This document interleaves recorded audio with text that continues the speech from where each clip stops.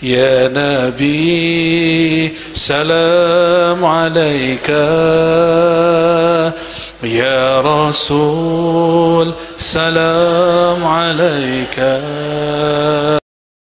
Lam yarmu bisahmin, mereka tidak perang dengan melempar busur panah, tapi yang mereka katakan apa? Qalu la ilaha illallah wallahu akbar.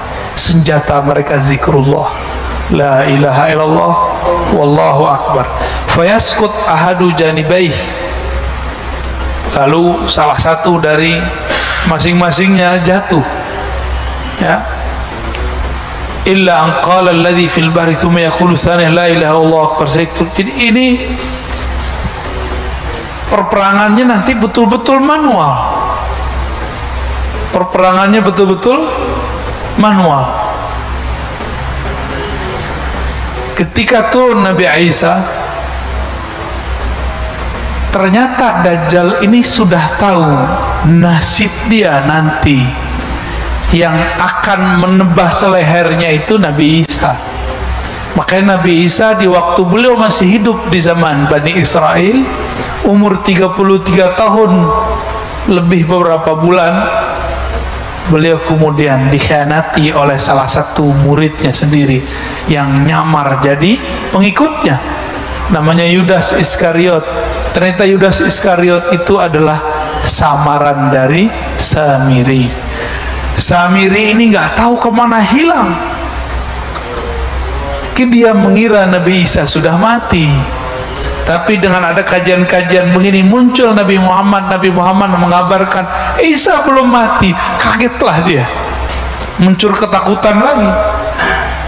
Jadi Samiri itu alias Dajjal takutnya sama sosok Isa, karena dia dikasih tahu, kamu nasibmu berakhir di tangan Nabi Isa.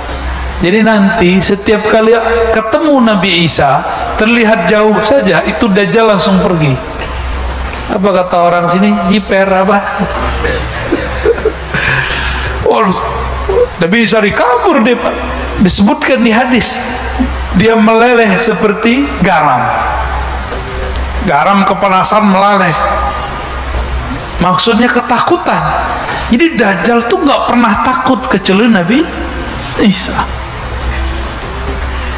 Menurut antum, Al-Mahdi ini kurang sakti atau gimana? Kok Nabi Isa yang bunuh? Ketika Nabi Isa turun, Nabi Isa masuk ke satu masjid di salah satu wilayah di Syam. Kita nggak tahu nama masjidnya apa, kan belum dikabarkan, di hadis cuma begitu doang. Di dalam masjid sudah berkumpul umat Islam, di luar berjaga. Ternyata nggak jauh dari situ pasukan Dajjal sudah mau menembus, tapi nggak berani dekat. Di saat itu Nabi Isa datang, Nabi Isa dipersilakan jadi imam. Apa kata beliau? Tidak, engkaulah yang jadi imam, wahai Mahdi. Wa yakhrujud Dajjal fi sabi'ah, lalu keluarlah Dajjal. Ini kita sebutkan tahapan-tahapannya, bahwa sebelum Dajjal Mahdi muncul, mereka sudah ada. Beberapa ulama kita sudah dikasih visi dan mereka bisa melihat. Beberapa sudah mimpi, beberapa sudah mengalami pengalaman rohani, bertemu dengan sosok Al-Mahdi, bertemu dengan sosok Dajjal. Udah ketemu, Pak. Beberapa mereka udah melihat di mana si Dajjal itu, di mana Imam Mahdi itu. Jadi sosoknya sudah ada, tapi kapan Allah keluarkan dua-duanya, maka terjadilah perang besar dulu yang disebut Al-Malhamah Al-Kubra. Tapi di perang Malhamah itu sebenarnya Imam Mahdi sudah keluar, cuma belum semua orang tahu. Dajjal pun sudah bergerak, tapi di belakang layar. Keluarlah kemudian puncaknya, jika Dajjal keluarnya 40 hari 40 malam. Al-Mahdi itu dia saktinya luar biasa. Semua keilmuan yang pernah ada di masa lalu itu ada pada beliau. Maka Al-Mahdi nggak pernah takut sama Dajjal, hidupnya santai karena dia mengenal Allah. Ala inna awliya Allah la khaufun alaihim wa lahum yahzanun. Para wali nggak ada takutnya. Jadi antum kalau cemas ini nur kewaliannya hilang udah. Al-Mahdi itu presidennya, pemimpinnya para wali. Pasti dia paling tenang di saat semua orang ribut, semua orang cemas. Kita baru dapat isu Dukhon 15 Ramadan tahun lalu, cemas nggak? Ya Al-Mahdi santai aja pasti. Ya apalagi pengikut-pengikut dia, santuinya bukan main. Dan gak mungkin Al-Mahdi itu sekarang nonjol-nonjolin dirinya, apalagi nongol-nongol di YouTube ngaku-ngaku udah ketemu Tuhan. Gak mungkin ya. Dan kurang canggih Al-Mahdi kalau mimpi ketemu Tuhan, ketemu Allah, ketemu Nabi. Al-Mahdi dapat akses yang lebih mulia dari itu. Maka jangan percaya dengan Mahdi-Mahdi palsu, semua di prank itu ya. Jadi ada Mahdi di prank, Pak. Nah itu muncul di akhir-akhir hari ke-40, udah hari ke-30-an, itu Allah turunkanlah Sayyidina Isa di Menara Putih. Di mana Menara Putih? Di timurnya Damaskus. Maka nanti bergerak dari Khorasan timur, kita ini bagian dari timur, cuma bukan Khorasan. Nanti bergerak. Di saat itu coba antum perhatikan hadis ini. Hal la taqumu sa'ah hatta yaghzuha 70,000 min Bani Ishaq. Tidaklah terjadi kiamat sehingga berperang padanya 70.000 keturunan Ishaq. 70.000 keturunan Ishaq berarti Israel bukan? Tuh, aneh udah sebut tadi, Taliban itu keturunan Kalibila Fustun, salah satu keturunan Bani Ishaq. Ini nubuat Nabi nih. Maka jangan mau dia bawa bendera la ilaha illallah, mau dia bawa bendera apa, yang penting dia keturunan Bani Ishaq. Mereka nggak nolak apa? Mereka nggak nolak kalau mereka keturunan Ishaq.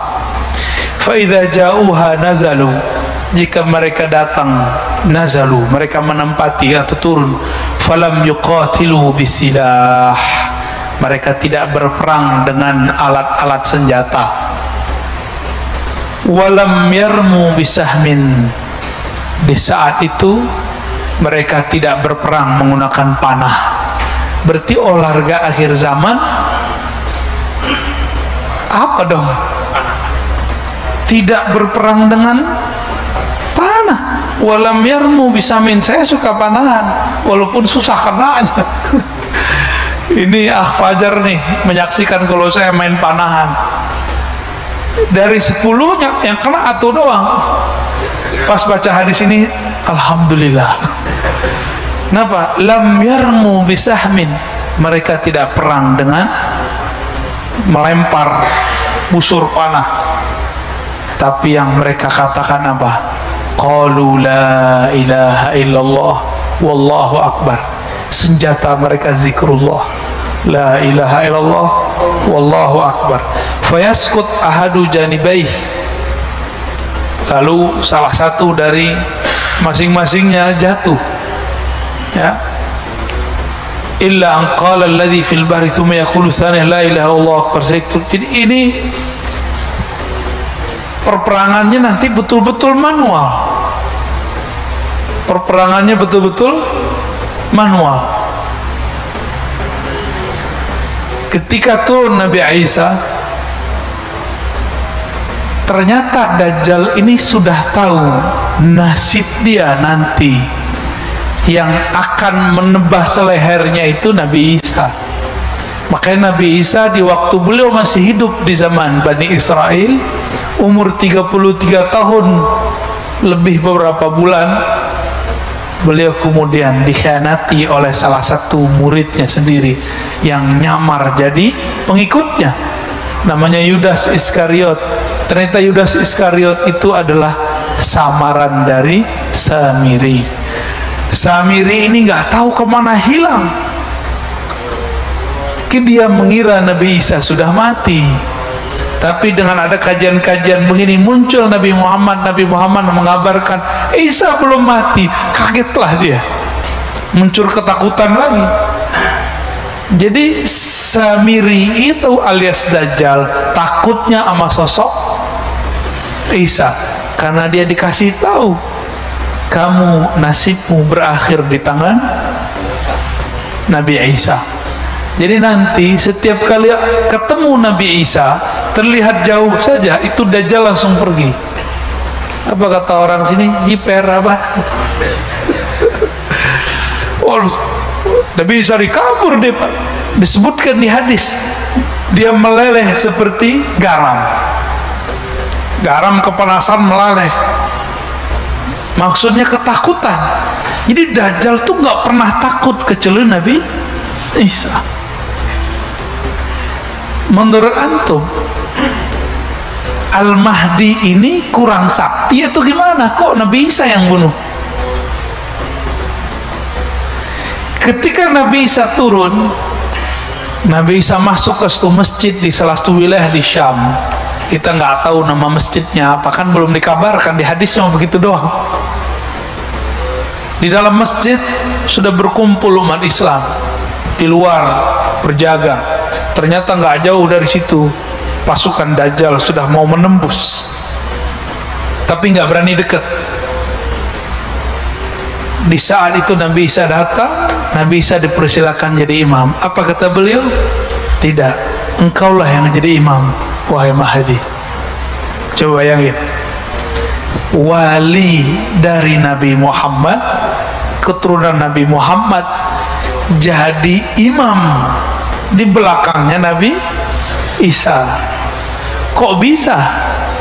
Nabi Isa nanti statusnya bukan sebagai nabi, statusnya sebagai wali, karena Nabi bersabda, la nabiyya ba'di, tidak ada lagi nabi setelahku. Jika ada nabi turun setelahku, pangkatnya bukan sebagai nabi, pangkatnya sebagai wali. Nanti ada penyerahan pedang senjata khusus, kita nggak tahu senjatanya apa, dari Sayyidina Al-Mahdi kepada Sayyidina Isa. Pedang itulah kemudian alatnya Nabi Isa untuk menggorok Dajjal. Jadi Dajjal itu digorok dengan apa aja nggak mati-mati. Tapi jika pedang ini sudah diserahkan, berarti sudah ada skenario orang dalam Al-Mahdi berhasil di tengah Dajjal. Sebagaimana orang Dajjal disisipkan ke Al-Mahdi, kan Allah khairul makirin, Allah sebaik-baik yang berkonspirasi. Tentu juga ada orang Al-Mahdi di sekitar Dajjal. Nanti mereka kode-kodean Pak secara batin. Siap. Barulah Sayyidina Isa mengejar kemanapun Dajjal pergi. Disitulah terbirit-birit mereka bergerak bersama, Al-Mahdi Isa, Al-Mahdi Isa. Bahkan disebutkan ada riwayat Khidir dan Ilyas, semua yang bergabung. Betapa canggihnya Al-Mahdi.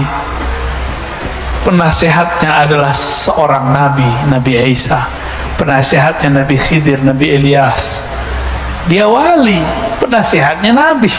Kira-kira gimana tuh? Itulah beruntungnya umat Nabi Muhammad sallallahu alaihi wasallam. Benarlah hadis walaupun dhaif menurut ahli hadis. Ulama ummati ka anbiya'i bani Israil. Ulama umatku seperti nabinya Bani Israel, setara secara tugas, walaupun secara makom itu lain cerita. Maka sahabat-sahabat dimulakan Allah, nanti ini bakal terjadi dalam waktu menjelang kesananya cepat. Tapi kalau sudah terjadi perang nanti, kita nggak ada lagi ada handphone, ya. Jangankan handphone, nanti pedang aja susah dipakai, panah aja susah dipakai. Tapi nanti ada perang kekuatan batin, kekuatan alam. Dan saya sudah pernah cerita di sini, nanti pohon-pohon, gunung-gunung, batu-batu semuanya membisikkan kepada orang Islam, wahai Muslim, di sini ada Yahudi, di sini ada musuh Allah. Benar gak? Itu antum bisa gak mendengar pohon ngomong? Kalau nggak ngerti ilmunya bisa kabur kan? Atau bisa gila-gila sendiri. Itulah ilmu yang dulu dimunculkan kepada baginda Nabi SAW ketika Nabi jalan-jalan di Mekah. Itu bukit-bukit bebatuan, itu nyapa Rasulullah, assalamualaikum ya Rasulullah. Nabi masuk ke Madinah, banyak pohon, itu pohon-pohon patuh sama Nabi. Itu ngomong pakai bahasa lisan atau pakai bahasa rohani? Rohani, Pak. Kalau Bapak coba pakai bahasa lisan, coba aja pohon tuh ngomong, ya, saya jamin gagal. Tapi Allah mengatakan, dengan apa kita berdialog dengan alam?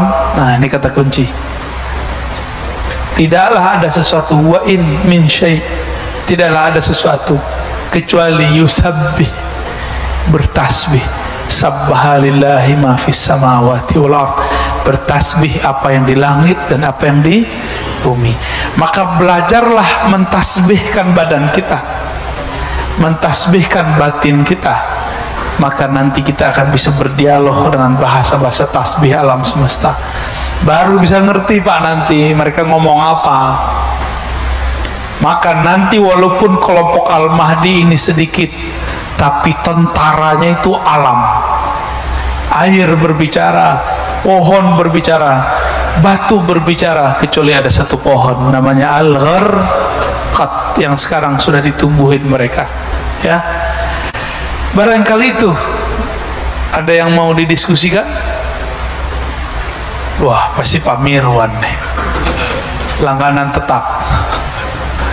Tafadhal, langsung Pak Mirwan. Dengar. Assalamualaikum.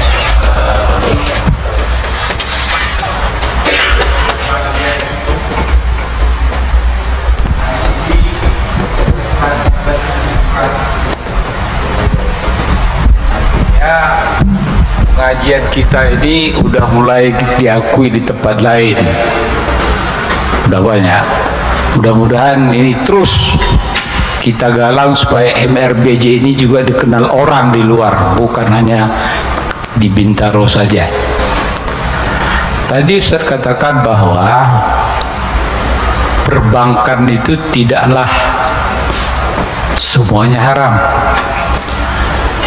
Saya kebetulan pemuda tahun 70-an, Ustaz. Profesor Dr. Hamka dulu udah mengatakan itu, ya. Cuma belakangan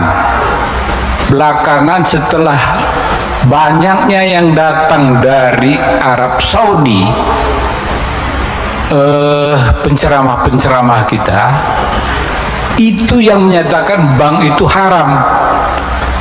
Dulu setahu saya, menurut Profesor Hamka, lihat dulu konteksnya, di mana haramnya, di mana halalnya. Tidak semuanya itu haram. Karena kan selalu dibilang itu ada bunganya. Apakah bunganya itu berlipat-lipat? Bank itu kan membutuhkan dana, membutuhkan gaji pegawai. Nah, kesimpulan Hamka waktu itu, tidak semua bank itu haram. Jadi masih ada dua pendapat waktu itu. Jadi kalau memang itu juga Ustadz berprinsip ini, sampaikan ini ke umat supaya jangan salah kaprah kita semua. Mungkin itu. Yang kedua mengenai Al-Mahdi sama tadi Dajjal. Apakah bukan sekarang ini Dajjal itu udah berkeluaran, Ustaz? Ya. Tapi bentuknya bukan seperti itu, tingkah lakunya. Jadi kalau menurut saya di Indonesia ini pun udah banyak Dajjal sebenarnya, ya. Pelaksanaan corona ini juga banyak Dajjal di sana, Ustaz. Masalahnya dulu Untuk corona ini dianggarkan pemerintah hanya 72 triliun. Sampai hari ini itu sudah mencapai 1060 triliun. Kalau nggak bangkrut kita nggak tahu saya apa yang ini lagi. Apakah mesti separuh Indonesia ini dijual? Tidak tahu. Demikian. Assalamualaikum warahmatullahi wabarakatuh. Assalamualaikum. Nah, ini info penting. Guru besar kita Buya Hamka. Buya Hamka ini kan orang yang berani berkata yang pahit meskipun dia dibenci orang. Di saat orang-orang Muhammadiyah saat itu kering dengan tasawuf, beliau nulis buku tasawuf modern, bener gak? Ini produknya muncul apa Mirwan ini kan, yang gak jelas kan? Disebut Muhammadiyah senang tasawuf, ya. Buya Hamka di saat orang-orang saat itu mulai ada isu mengharamkan bank, tapi nggak ngerti hakikat sebenarnya, beliau berani ngomong tidak semua kok. Rata-rata yang ngomong bank itu haram, rumusnya balik-balik ke hadis dhaif itu. Kullu qardin jarra naf'an fahuwa riba. Itu yang diputar-putar. Itu hadis dhaif, Pak. Ya, yang pakai hadis ini nih kita kasih tahu. Setiap pinjaman yang ada manfaat benefitnya yang kita sebut bunga, fahuwa riba, itu riba. Hadis itu dhaif. Giliran dhaif kok ente pakai, katanya nggak boleh pakai hadis dhaif, ya kan? Gini aja deh, gampang. Kenapa yang kita sebut bank sekarang berbeda dengan praktek riba di masa jahiliyah? Coba aneh minjem misalnya ke Pak Mirwan nih, anggap aja Pak Mirwan adalah ustadz yang tadi yang pulang dari mana tuh ya, mengharamkan bank, anggap aja ya. Pak Mirwan, pinjamkan saya 5 miliar, saya kembalikan dalam waktu 5 tahun. 5 tahun lagi saya kembalikan 5 miliar. Pak Mirwan mau nggak terima? Oh, kita harus bagi hasil lah, kan nggak. Kalau pinjam meminjam nggak ada istilah bagi hasil. Bagi hasil, bagi hasil. Pinjam ya pinjam, mau nggak Pak? Nggak mau. Oh, beli rumah nggak boleh pakai bank. Tunggu dulu ya, sabar dulu.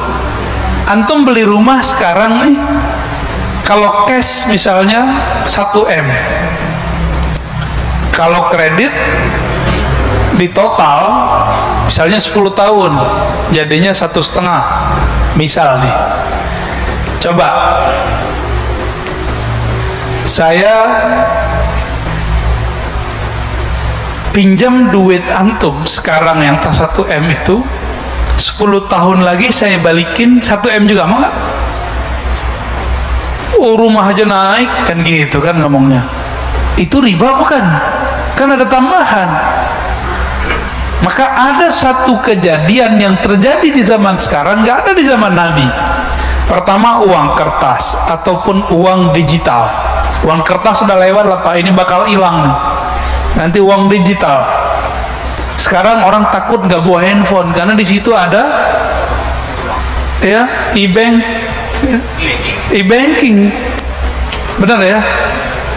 Kita mau masuk tol, duitnya habis, tinggal ditempel doang kan? Kan sakti Pak. Nabi Sulaiman aja nggak bisa itu. Aneh serius Pak. Nabi Sulaiman aja nggak bisa itu. Nabi Sulaiman harus baca-baca innahu min Sulaiman wa innahu bismillahirrahmanirrahim, baru kemudian angin datang, setan jin tuh diutus. Kalau kita sekarang pencet-pencet aja nggak perlu pakai bismillah kan, pencet-pencet datang tuh. Motor aja bisa dibeli pakai pencet-pencet Pak sekarang. Antum bisa terbang dengan pencet-pencet itu. Smartphone, bener. Jadi semua nabi menginginkan hidup di zaman kita sekarang. Wali-wali terdahulu ingin berjuang lagi Pak. Mungkin mereka pengen main handphone kali.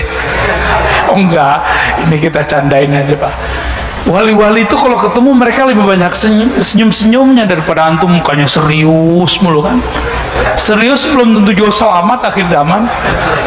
Santai aja lah kita. Nah, di akhir zaman itu harusnya ngaji santai.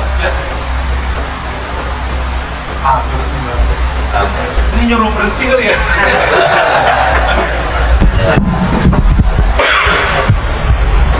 Ambil.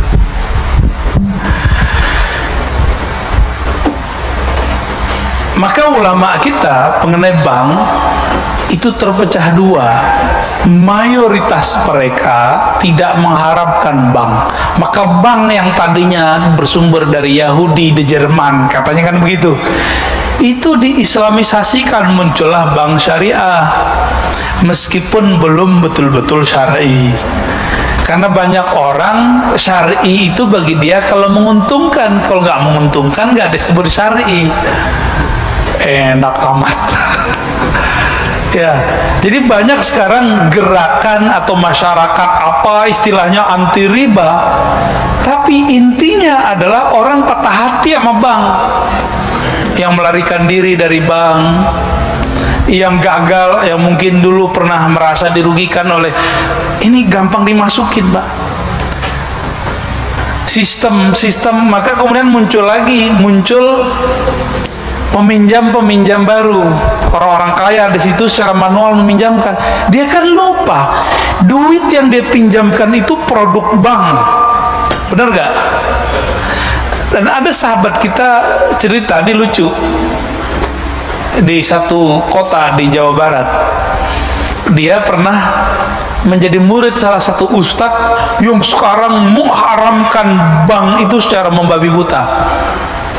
Tapi pas selesai daurah, selesai training, ke penginapan, keluarganya ditanya sama muridnya ini, udah makan Bu? Mbak, udah, tadi beli GoFood. Bingung deh lah, katanya haram. Jadi mereka masih pakai rumus tradisional, ada tambahan berarti Ustaz ente nggak ngerti, ente itu jahil. Lah, kita boleh berbeda tapi jangan ngomong jahil. Antum berani nggak ngomong Darul Ifta di Mesir itu jahil? Dan ini saya sampaikan secara terus terang. Sekarang yang nyerang mengkritisi itu, lucunya adalah tamatan Al-Azhar Kairo, Mesir. Ini kita sebut aja nih, karena nama-nama kita mulai disebut sama mereka. Tapi saya tahu teman-teman di sana juga beragam ya. Ada yang bilang Ar-Razi jahil, nggak masalah bagi saya. Tapi ente nggak mikir guru-guru ente di Al-Azhar, guru-guru ente di Darul Ifta itu menghalalkannya. Kenapa aneh yang diserang? Kenapa nggak serang Masyaikh Al-Azhar? Serang Syekh Ahmad Thayyib, Syekh Ali Jum'ah, ya, Dr. Syauqi, Dr. Amr, ya, banyak di sana, Syekh Usama. Kenapa nggak mereka yang antum kata-katain? Nggak berani, takut kualat. Sama Ar-Razi nggak takut kualat. Jadi kadang-kadang mau ngeritik nggak mikir dulu, kalau dia ngambil ilmu dari ulama yang ulamanya menghalalkan ini dan merevisi fatwa itu, dia masih pakai fatwa yang jadul. Katanya tamatan Mesir tapi ngajinya ala Saudi. Loh, ente kok berani ngomong begitu? Ya mereka berani ngata-ngatain kita, masa kita nggak berani juga ngata-ngatain balik, Pak? Ya. Kita ini sudah zaman terus terang hari ini. Mereka udah nggak malu untuk ngata-ngatain orang. Ya kita juga nggak takut kok. Insya Allah kita nggak lana khawfu lawmata laim. Selama ada dalilnya, ada ulama bersama kita tetap akan berani insya Allah. Bahkan mohon maaf Bapak Saudara Allah, beberapa opini kita boleh berbeda, tapi jangan gunakan kata-kata hujatan. Karena antum sekali menghujat, bisa panjang ceritanya nanti. Bisa-bisa kita meragukan LC-nya ntar, ya. Karena masyaikh mereka menghalalkan, dia kok mengharamkan, ya. Ya mohon maaf kalau ada yang tersinggung, alhamdulillah ya. Ada yang ditanya lagi? Ya, fadhal. Jangan-jangan antum ini nih lulusan Ciputat nih. LC. Ya, Assalamualaikum warahmatullahi wabarakatuh. Saya baru pertama kali kesini, Ustadz, dan saya udah tonton. Saya dari Rawamangun tadi jam 4. Masya Allah. Berangkat jam 4 kurang, jadi menarik sekali. Apalagi tasawufnya juga saya ikutin kok. Ini menarik soal bank ya, karena kalau bicara tentang tadi pinjaman ada benefit lebih, karena saya memang punya background kan finance ya. Artinya ada yang namanya proses time value of money gitu. 1 miliar dikeluarkan sekarang mau diambil atau mau 2 miliar 10 tahun lagi gitu kan. Artinya bagaimana pandangan Islam sendiri dalam hal memadukan antara, kan ada istilah pertumbuhan ekonomi, ada inflasi, itu kan nilai pasti berubah ya. Nah, pandangan Islam sendiri untuk menjelaskan ke orang-orang yang mengatakan bahwa itu ada tambahan, tapi secara angka memang tambahan, tapi secara daya belinya kan bisa berkurang gitu ya. Nah, dari pandangan Islam sendiri menjelaskan hal seperti ini, apakah sudah mengadopsi dari istilah yang dipakai time value of money plus inflasi, atau mereka mungkin kurang piknik gitu, Pak Ustadz? Ya, demikian. Yang pertama, al-aslu fil muamalat, pada dasarnya muamalat itu al-ibahah, boleh-boleh saja. Dan antum buka semua kitab fikih terdahulu, produk muamalat yang tertulis dalam kitab fikih dan hadis cuma 24 sekitar itu. Belum ada di situ namanya kredit, belum ada namanya saham, belum ada namanya bank, belum ada simpan pinjam ala bank, belum ada. Maka ini adalah bagian dari perkembangan peradaban ekonomi manusia. Karena tidak ada di zaman Nabi, maka hukumnya pun berubah. Bukan berubah, emang belum ada kok. Maka ulama menyebutkan kaidah ini, selama tidak ada dalil yang mengharamkannya, maka dia tidak haram. Ma'alam yadulla alaihi dalilun syar'i, selama tidak ada dalil syar'i yang mengharamkannya. Itu satu. Yang kedua, muamalat dalam Islam itu terbuka, maftuhah. Apa buktinya? Dinar dirham itu sistem Nabi atau sistem yang sudah ada sebelum Nabi? Ayo. Nabi ketika berdagang ke Syam itu pakai dinar dirham bukan? Berarti sudah ada sebelum Nabi bukan? Jadi jangan salah kira, dinar dirham bukanlah sistem ekonomi Rasulullah Sallallahu Alaihi Wasallam. Ini perlu diingat. Dinar dirham adalah sistem ekonomi yang dipakai, alat tukar yang dipakai oleh Rum dan Persia. Oke. Lalu Nabi adopsi nggak? Dia adopsi.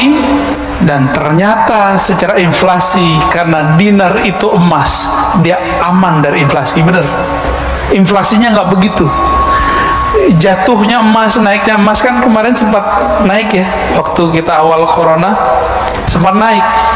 Tapi turunnya juga pelan banget, pelan, sangat stabil. Harga kambing dulu dengan harga kambing sekarang kalau dijadiin emas sama. Berarti dia stabil. Bener nih yang usaha kambing nih, bener bang? Bener bang ya, Bang Roy ya? Tuh tanya sama dia pak kalau nggak percaya pak. Tapi kalau antum menggunakan harga pakai nilai tukar uang, ini sekarang juga udah mulai bingung. Dulu itu nilai tukar uang berdasarkan kas emas satu negara, tapi sekarang begitu gak? Dolar suka-suka dia buat cetak. Kok kita masih begitu aja? Kita berdasarkan simpanan kita, kalau mereka kok enggak. Ada satu negara di Amerika Latin berani nekat, dia cetak lo duit banyak-banyak. Sama yang di Afrika pak, kita nggak usah sebut nama negaranya, sedih soalnya. Itu untuk beli aqua, untuk beli coklat aja, dia harus bawa duit setebel ini. Karena mereka ahli ekonominya koplak-koplak pak, atau koplak. Dia kira kalau nyetak duit banyak-banyak nggak inflasi, asal aja ya. Jadi ahli ekonominya ngayal kayak anak kecil, kita cetak aja duit banyak-banyak. Itu ngaconya di situ. duit kita sekarang itu betul-betul, ya kalau bahasa Pak Mirwan tadi apa? Dajjal. Enggak, itu bukan dajjal yang ini Pak ya. Alat tukar ini sekarang betul-betul udah nggak fair. Udah nggak fair, benar-benar nggak fair. Maka kita nggak bisa menggunakan itu. Hukum yang dijadikan ada pada hukum dinar dirham tidak berlaku pada hukum mata uang zaman now. Nggak bisa. 1M tahun ini, 10 tahun lagi nilai rumah, ini kita beli rumah berapa kira-kira?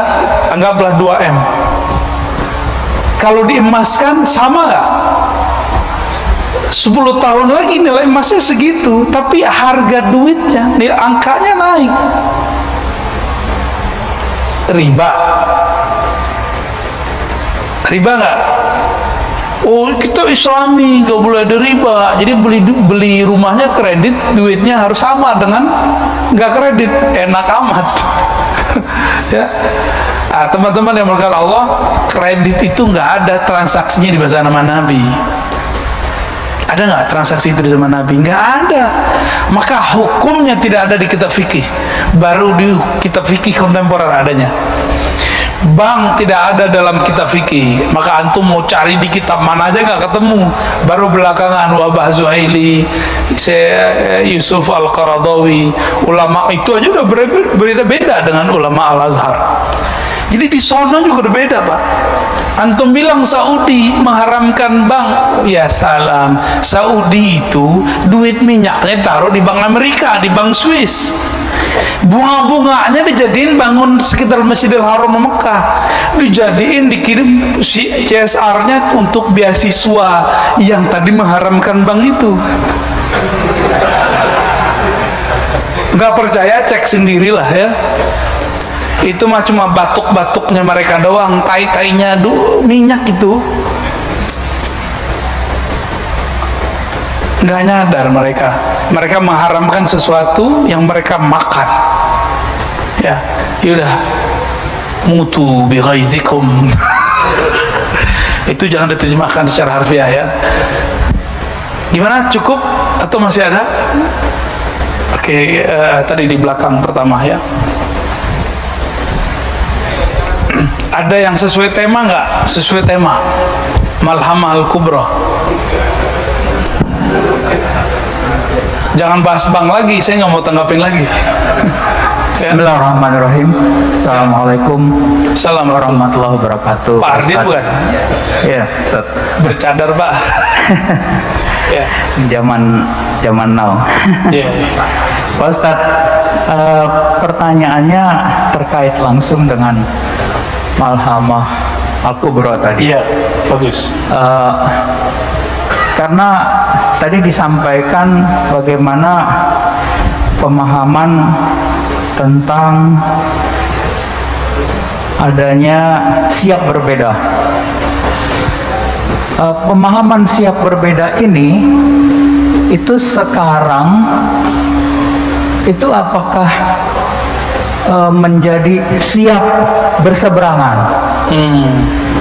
Kemudian kalau siap berseberangan, padahal kita berharap Islam itu satu. Oke. Ya. Jadi sistem politik nih Pak Ustadz. Ya. Kalau sistem politik Islam ini terpecah belah, itulah yang diharapkan oleh musuh-musuh Islam. Tetapi karena memang Islam itu baik karena adanya perbedaan, itu diartikan menjadi berseberangan, dan itulah asal muasal selalu menjadi perpecahan dan tidak akan pernah terjadi Islam yang satu. Baik.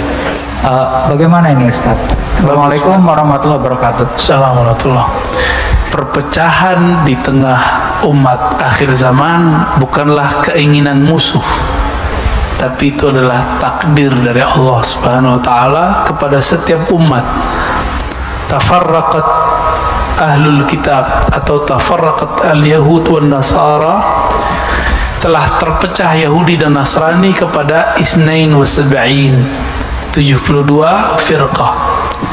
Dan Nabi mengatakan sataftariku, akan terpecah umatku ini menjadi lebih parah dari itu, salas wa sab'in, 73.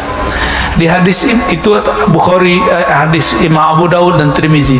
Di hadis Imam Muslim, Nabi berdiri berdoa, ya Rabb, jangan hancurkan umatku dengan tenggelam. Amin, kata Jibril. Ya Allah, jangan hancurkan umatku dengan lapar. Amin, kata Jibril. Tapi ketika yang ketiga, Allahumma la tahlik, la taj'al ummati yahlik ba'duhum ba'dha, jangan jadikan umatku saling merusak, membunuh satu sama lain. Jibril diam, karena Jibril membaca takdir untuk akhir zaman. Diam. Nabi mengerti, tapi Nabi tidak diizinkan untuk meminta. Maka Nabi semenjak saat itu tidak pernah lagi berdoa, ya Allah satukan umat. Disitulah Nabi sedih. Sebelum meninggal beliau mengatakan ummati. Itu maksudnya Pak, ketika Nabi mau wafat, Nabi bukan baca kalimat la ilaha illallah, di dalam dirinya sudah la ilaha illallah. Yang dipikirkan Nabi, ketika umatku nanti berpecah, itu gimana nasib la ilaha illallah dalam dirinya. Lisannya bertakbir, tapi kolbunya tidak membesarkan Allah. Ini yang dipikirkan Nabi Sallallahu Alaihi Wasallam. Jadi ini takdir Pak, kita harus jalani. Dan karena dia takdir, ukurannya sudah dari sononya.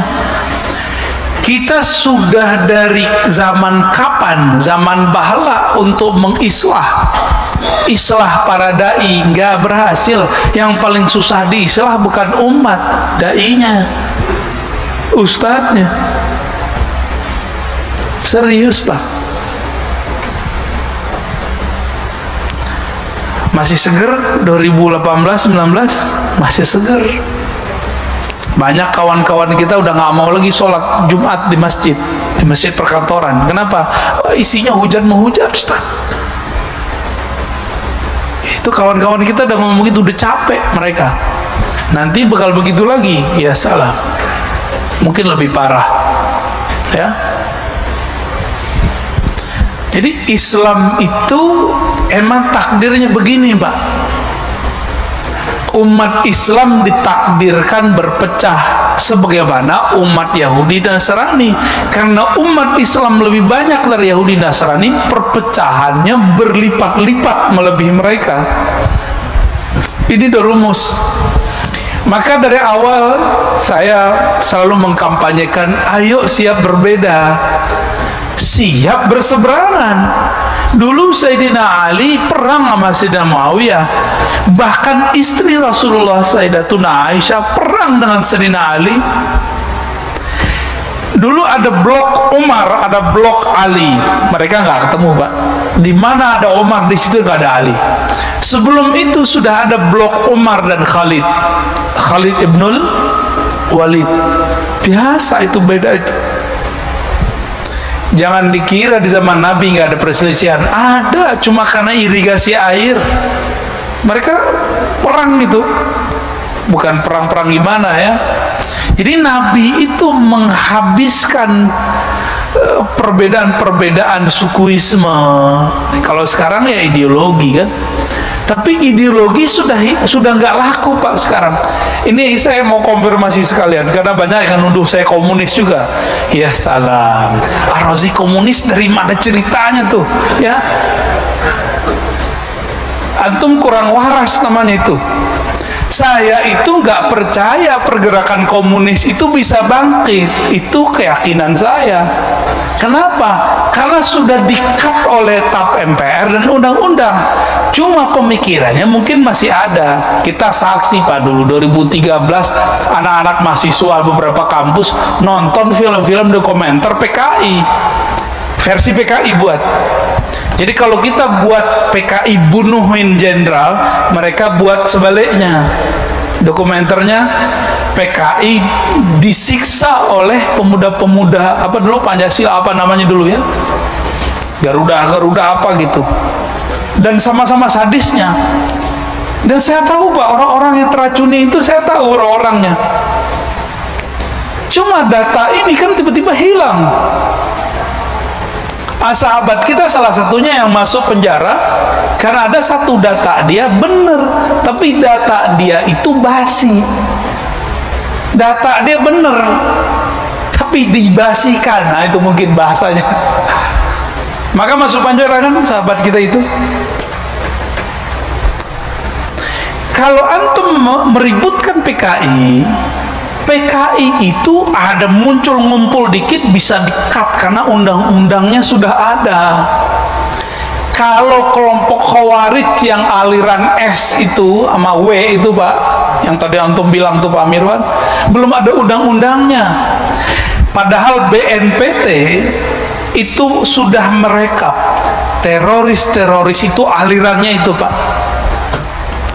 Belum ada undang-undangnya. Kenapa kita nggak fokus di bidang ini, malah sibuk di bidang itu? Maksud saya, paham? Saya ngomong di sini juga Pak, makanya saya klarifikasi di sini, ya. Di belakang backgroundnya begitu kan, ya. Antum jangan salah paham. Dulu ulama-ulama kita Ahlus Sunnah baik di Sumatera, di Jawa, digorok sama PKI. Siapa yang berjuang saat itu? Ulama kita yang aswaja. Belum ada kelompok-kelompok sekarang yang katanya anti PKI itu. Kita sudah anti dari dulu. Saya baru dari Abah Jejen Pak, Sukabumi. Itu ayahanda beliau, kakek beliau digorok sama PKI. Beliau digorok, punya ilmu debus, zikir la ilaha illallahnya mendarah daging, digorok-gorok gak bisa Pak. Itu Abah Jejen tuh. Itu yang saya dengar Pak, wallahu alam sahih apa enggak ya. Bingung juga PKI-nya tuh. PKI kan gak jelas Tuhannya siapa kan. Kok ada orang gak kuat ini. Itu kampung PKI tadinya itu. Kampung Merah itu tadinya. Madiun, Bapak tahu Madiun? Tomboro tahu. Di situ ada dulu guru Al-Fatah dari Sunda datang ke sana ngajar, lalu kemudian jadi pesantren Tomboro, maka disebut Al-Fatah, ya. Ya, tapi tarekatnya bukan tarekatnya Syekh Al-Fatah Idrisiyah, tarekatnya sekarang Naqsyabandiyah, menjadi pusat JT. Itu dulu juga merah Pak. Dan mereka itu aswaja Ahlus Sunnah, korban dulu itu. Saya ini mantunya orang Tuban, ya. Itu dulu kiai-kiai sono curhat, kami ini dulu kiai-kiai kami ini digorok oleh mereka. Sekarang mohon maaf, saya bukan orang NU Pak, tapi ketika antum tuduh orang NU PKI, antum salah alamat. Orang NU itu kiai-kiainya dulu adalah korbannya PKI. Di mana kita saat itu? Walaupun saya bukan orang struktural Pak ya. Terus Ar-Razi NU apa? Saya aswaja aja Pak. Ahlus Sunnah wal. Antum silakan mau bilang apa ya. Saya Ahlus Sunnah aja. Karena sekarang NU juga bingung kita ya. Ada NU SAS katanya, ada NU garis lurus, kan bingung kita Pak. Ya, benar gak? Waktu Hadratus Syekh Hasyim Asy'ari ada, Syekh Ahmad Dahlan ada, kan gak ada garis-garis begitu, gak ada sebutan sas-sas begitu kan gak ada.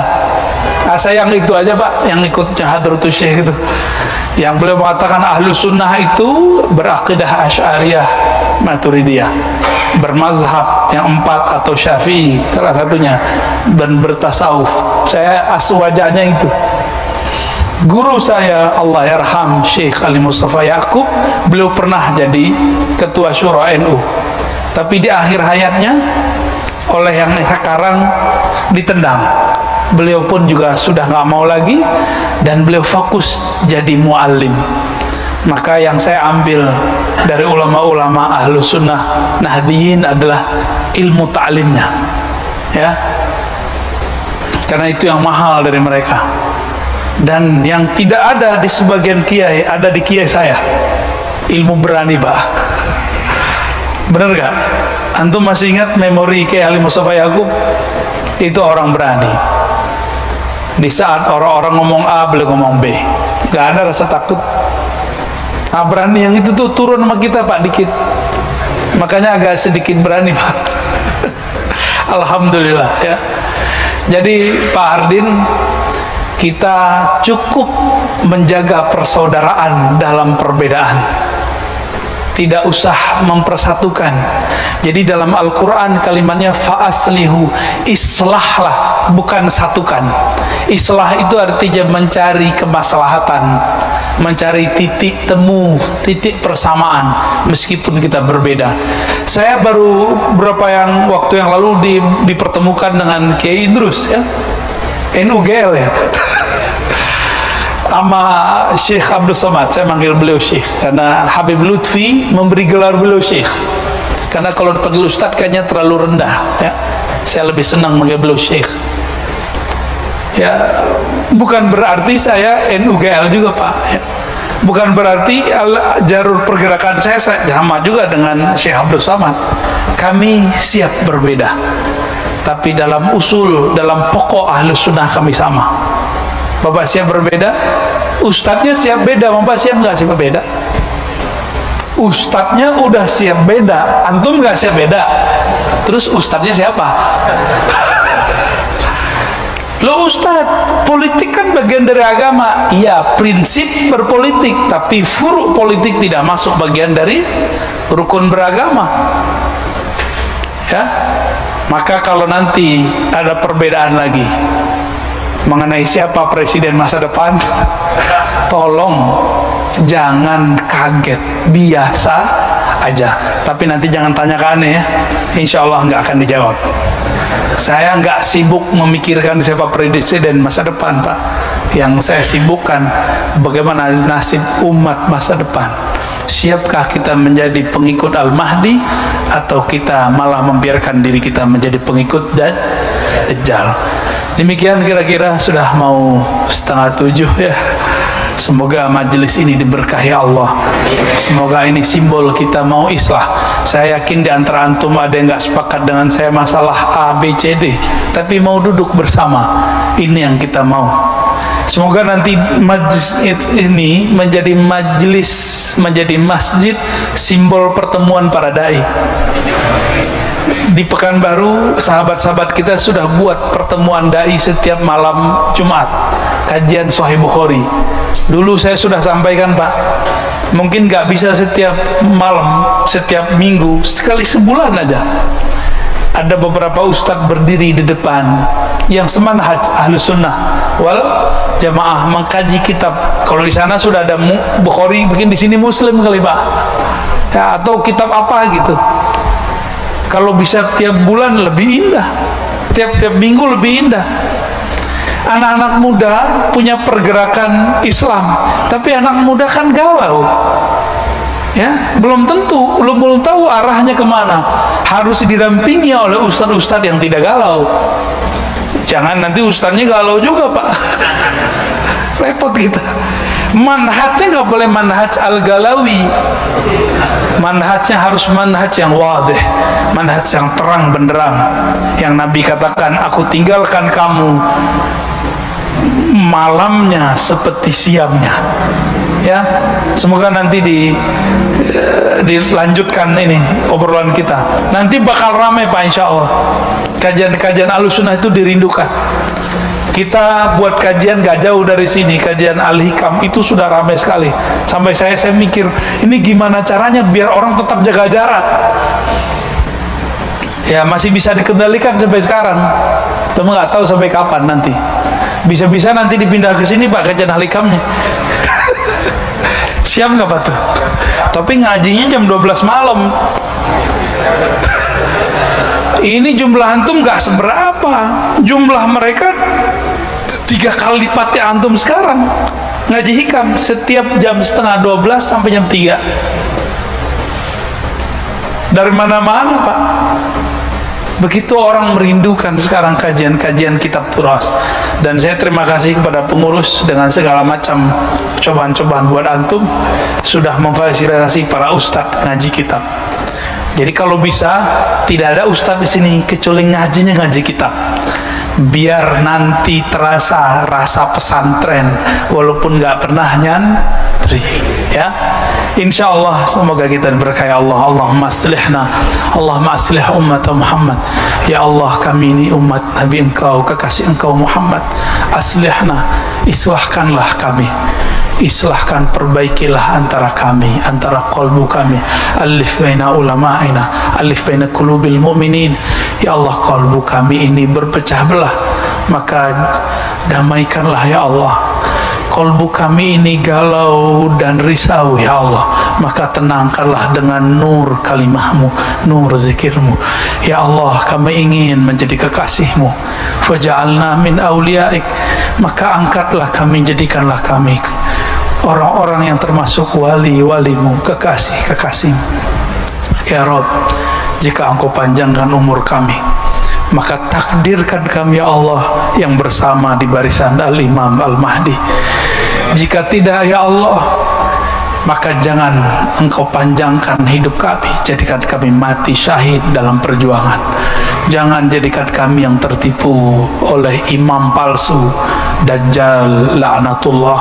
Rabbana atina fid dunya hasanah wa fil akhirati hasanah wa qina adzabannar. Wa sallallahu ala nabiyyina Muhammad walhamdulillahi rabbil alamin. Assalamualaikum warahmatullahi wabarakatuh. Ya Habib, salam alayka, salawatullah alayka.